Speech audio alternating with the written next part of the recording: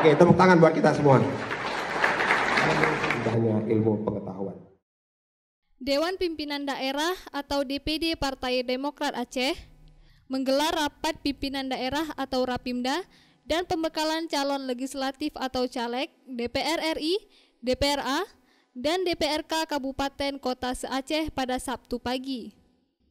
Rapimda itu selain diikuti pengurus DPP, juga diikuti caleg yang telah masuk dalam daftar calon tetap atau DPT pada pemilu legislatif atau Pileg 2024 mendatang. Sekjen Dewan Pimpinan Pusat atau DPP Partai Demokrat, Teku Rifki Harsha, dalam sambutannya ikut memberikan motivasi dan arahan kepada para caleg partai berbendera biru berlambang Mersi itu.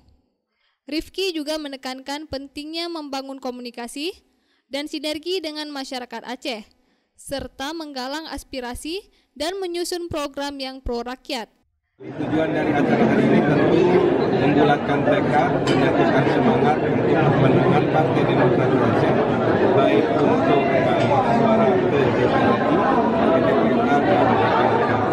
Dan tentu juga di sini kami juga terus mengingatkan para caleg Partai Demokrat untuk terus berinteraksi dengan masyarakat dan menggalang aspirasinya dan juga melakukan kampanye sesuai aturan yang berlaku. Pesan kita adalah mari dalam momentum pemilu legislatif 2024 ini para caleg Partai Demokrat untuk melakukan ikhtiar politiknya bersama masyarakat Aceh tentunya, tidak hanya untuk mengejar jabatan tapi adalah untuk mengejar kondisi masyarakat Aceh yang lebih baik lagi. Ketua Panitia Pelaksana Rapimda dan Pembekalan Caleg Partai Demokrat se-Aceh, Firdaus Nuzula mengatakan, acara tersebut diikuti oleh 650 caleg.